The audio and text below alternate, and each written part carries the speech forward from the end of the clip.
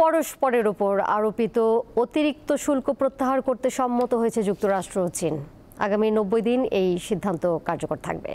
সুইজারল্যান্ডের জেনেভায় দুই দেশের শীর্ষ কর্মকর্তাদের বাণিজ্য আলোচনার পর সোমবার এক যৌথ বিবৃতিতে এই তথ্য জানানো হয়। এদিকে শুল্ক কমানোর ঘোষণার পর ইতিবাচক প্রভাব পড়েছে শেয়ার বাজারে, বেড়েছে ডলারের দামও।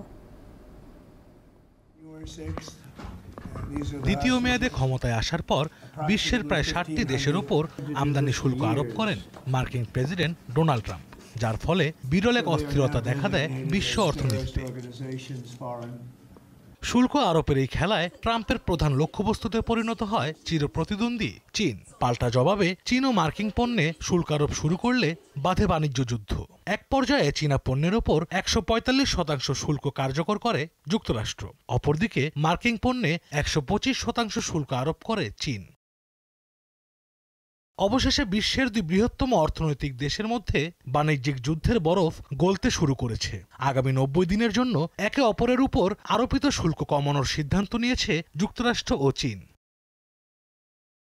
জেনেভায় এক সংবাদ সম্মেলনে মার্কিন অর্থমন্ত্রী স্কট বেসেন্ট জানান, চীনা পণ্যের ওপর আরোপিত 145% শুল্ক কমিয়ে 30% নামিয়ে আনা হবে। অন্যদিকে মার্কিন পণ্যের ওপর আরোপিত শুল্ক 125 থেকে কমিয়ে 10% আনবে চীন। আগামী 14 মে থেকে শুল্কের এই কাটছাঁট কার্যকর হবে বলে জানিয়েছেন দুদেশের কর্মকর্তারা।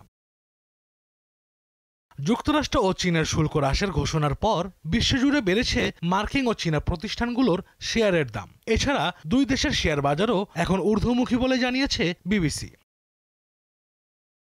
এদিকে চীনের সাথে সম্পর্ক পুনর্স্থাপন করা হয়েছে বলে জানিয়েছেন মার্কিন প্রেসিডেন্ট ডোনাল্ড ট্রাম্প। শিগগিরই চীনের প্রেসিডেন্ট শি জিনপিং এর সাথে দেখা করার কথা জানান তিনি। আশরাফ শুভ, দীপ্ত, বার্তাকক্ষ।